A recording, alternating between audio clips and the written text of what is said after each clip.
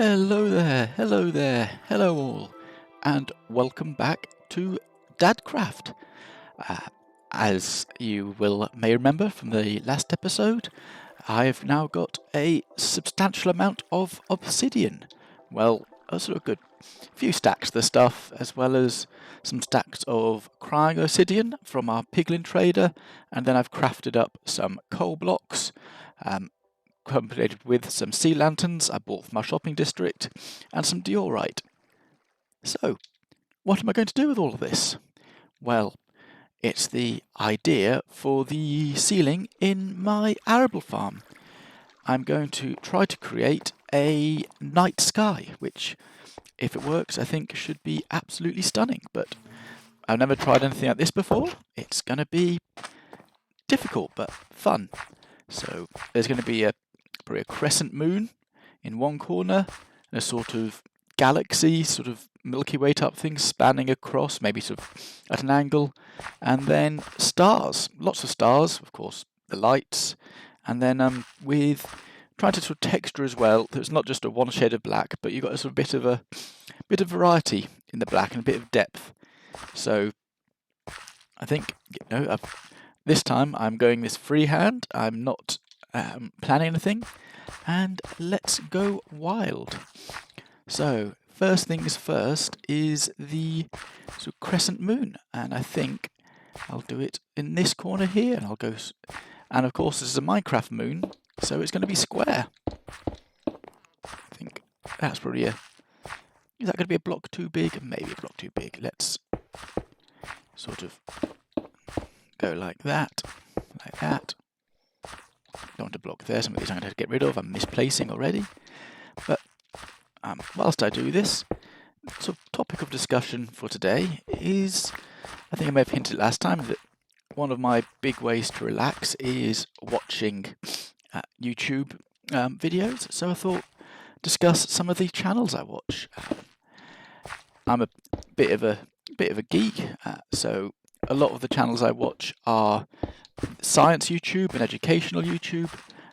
I really happen to like them, and I got into these in around sort of mid 2015. I was actually on YouTube just looking up some bands before I went to a music festival, and just trying to see who was on the lineup, who was worthwhile checking out. And there kept being this sort of video turning up in the sort of what to watch next, which had this sort of image of a nuclear fuel cell and was entitled Real Plutonium.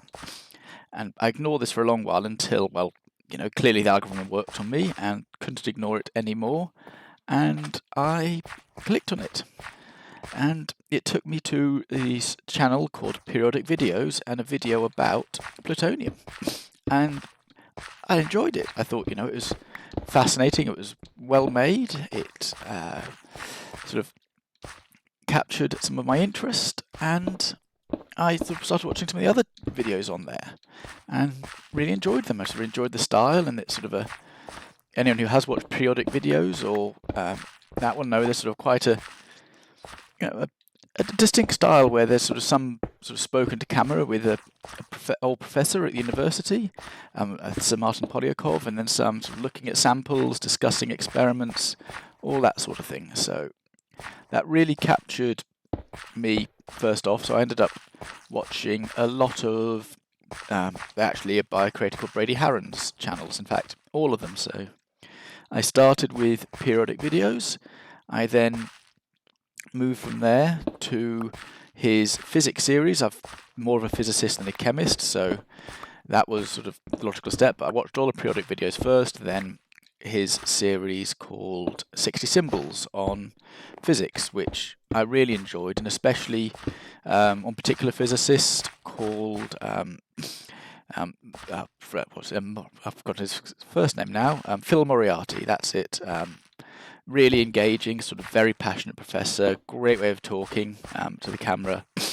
And I watched all of 60 Symbols and found them extremely interesting and fascinating, before I then sort of went on to, I think it was Numberphile next, which I think is Brady's Brady Harron's most successful channel, and that is a sort of channel around the maths and sort of all sorts of numbers and maths and things like that. And it's again a lot of different presenters, different styles, but sort of really going through some of the most intriguing parts of maths, really. And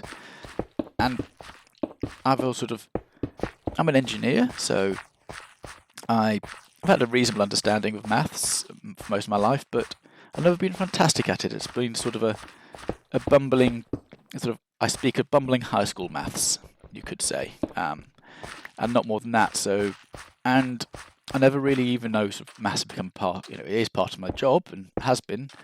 Never really sort of drew the link, shall we say, between boring but functional maths that we all have to learn in one way or the other, and these sort of fascinating, beautiful, almost artistic maths that, if you get really good at maths, you sort of start to branch into. So, and that's really number fun. It really sort of invigorated a new love of maths in me, and something which, if I had more time, I'd love to extend and watch for and sort of get more into. But time is often far too limited for me for that. Do I want that there? No, I think I'm going to change the angle of this. I like to get the other corner to the other corner, so I want to do some clear out all this crying obsidian now. That's going to take some time. But so I then worked through there onto the computer file videos about computing, and then some of Brady's smaller channels, which are since finished. He's got a whole range of them, and that really, should we say, all of those got me very much into the educational YouTube side. And I then went to some of the other sort of educational creators, and I really now like Tom Scott, who I think a lot of people may know, who's a British YouTuber and does all of his sort of spoken to camera videos, and I find him again a very sort of relaxed person to watch, very chilled out, and so again learn a lot from him. A bit of CGP Grey, I think he's again one of more well-known educational YouTubers, and his range of videos and his unique animation style and presentation style make for some really good sort of learning. And then more recently I've got into Veritasium. I think it was one of the biggest educational YouTubers. I keep an eye on Vsauce, but I'm not the biggest Vsauce fan. I prefer their long-form ones, but they've done a lot of the short stuff recently. And then who else on the educational side? Oh yeah, stand-up maths. I really like Matt Parker. His sort of comedic style really amuses me. And then one of his collaborators for the Spoken Nerd group, whose name has totally escaped me now, so I apologise for that. It'll come back when I'm stopped thinking about it. Then anyone else on that side? No, some Mark Rober as well. So I do watch a bit of Mark Rober stuff and find his a bit fun, but his are a bit more, I think, more entertainment and a bit less educational. So that is probably the core of the videos I watch. From there, my next sort of biggest one is just about probably Minecraft, which is not surprising, but I only got into Minecraft in also the videos in 2017 when my wife introduced me to Mumbo Jumbo, which I think many people who watch this channel, I'm sure you know of Mumbo. He is, I'm never sure, but I'm sure he's one of the larger, more popular Minecraft YouTubers, and I really like his style. It's sort of a very chilled out, relaxed, self-deprecating, so very British style he has to him, and I find that really relaxing. I enjoy the way he plays and sort of talks to the camera. Again, a bit of sense of humour, but also just I think I sort of can chill out watching him. There's not lots of sort of screaming to camera and action everywhere. It's all a bit more, I think, sort of sedate and relaxed, and I think that is much more what I prefer in a Minecraft YouTuber than, say, I know some of the more popular ones are much more sort of shouting, screaming, lots and lots of cuts between people and all of that. And if that's your thing, fantastic, and it's lots out there for you. But for me, it's very much more like someone a bit more chilled out, sort of I tend to watch them late in the evening when I'm on a relax and I want just that sort of nice sedate thing. And then I think very soon after Mumbo Jumbo, I got into Exumovoid, who again, similar to Mumbo, that's very chilled out British humour. And then from there into Grian, same again really, they're all very similar. And then into Zombie Cleo, who is probably, so we say, slightly more hectic than the others, but still has that sort of, what I enjoy, this sort of very self-deprecating, slightly dry, dark British humour. And so I really enjoy all those YouTube channels, and I watch them a lot, and some of their second channels as well. I enjoy Mumbo's film channel. I enjoy Too Much Green when he does some of his other non-Minecraft bits there. And really, that's what I watch to relax a lot of the time. Going from there, the next sort of group of videos is, sorry, 1 minute, need to cough.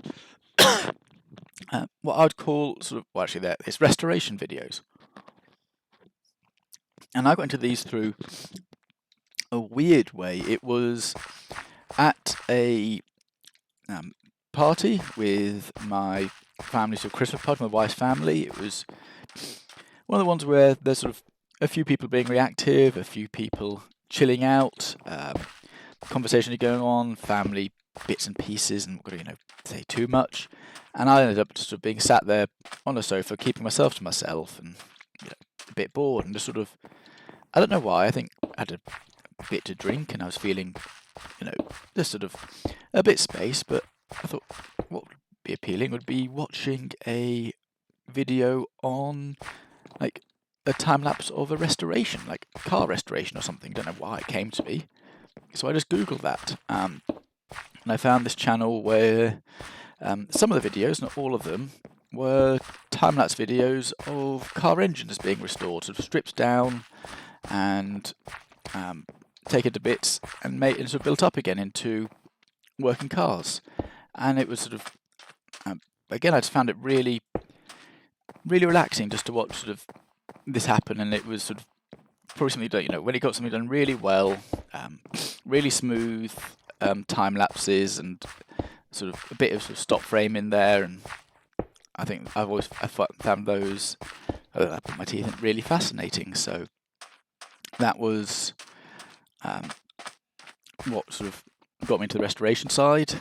From there, I found, and so that was a channel called Haggerty, where it's a very sort of American car-based channel, and I don't watch much of it, but the Redline restorations I like a lot, so I watch a lot of those. Then from there, so you could get in, of course, the similar links on YouTube. Another restoration channel called My Mechanics, and that is sort of a guy who restores sort of just random objects, often very rusty and broken down, but I like it because he's silent. You got the noise of the machines and stuff, but he doesn't talk, and he does it the way he does it. I like that he sort of literally pulls out every rivet, every nut, bolt, and screw, and makes these things often, I think, better than new, sort of shinier, more polished, better made, and I really like that. I know there's other, I think there's probably a bit of like different levels of restoration YouTube. Some people are keep as much of the original as possible, or take much less apart, but I like the one which his type of idea, which is very much try to make it as good as you can, even if it means you often replace a lot of the bits and have to remake them, make a new one, I think, to use his old meme there. And then from there, I got a lot on the restoration side, so My Mechanic second channel. I also got into a channel called Restore It, which is a bit different. It's a British guy who does a bit more talking to camera, and he does a lot of restoration of both random objects and cars. Not quite the same sort of back to rivets and making everything perfect as My Mechanics, but I like his style and what he does and how he does it, so I watch the Restore It channel. And then there's a new one, again, very similar to My Mechanics, maybe not quite as sort of precise, but still similar, called Mr. Patina, who also appeals to me on that side of things. So That's what I watch when I'm sort of on YouTube, and I think that's what covers it. Oh no, very recently, again, I think Father Restoration. I very recently found one called Red Dead Restorations, which is someone who restores vintage watches. And from there, I've got really into that one and another channel called Watchfinder, which are all about watches and also wristwatches and how they work and what's sort of popular and all of that in the watch world. And that's almost I can never afford. These are sort of things which are worth thousands or tens of thousands or hundreds of thousands of pounds or dollars, whatever you want to call it. But it's almost like sort of YouTube window shopping, as it were, and it's nice to see some of these sort of very wonderfully intricate mechanical engineering objects that have a purpose but also are an art form, and I love that sort of engineering meets art that watches can bring, even if I could never afford any of them. So that is what I like to watch on YouTube, and I'm interested to hear, what do you watch? People watching this, is Minecraft your staple, or do you have things that interest you? Please recommend me channels. I'm always up for looking at new things, as I said yesterday, or say yesterday when I filmed a video yesterday, but of course it'll be a few days ago when my release schedule happens. I like using YouTube and YouTube videos to relax and chill out between sort of doing my chores, or actually whilst doing my chores. I find them a great way to sort of settle my brain down. I listen to a bit of a mix. I sometimes like restoration ones, which shall I say, a bit more brain dead's the wrong term. Maybe less cerebral, but also like ones like the educational ones where I do sit and have to sort of think about what they're saying and to process it. And I do actually try to learn from what they're saying. And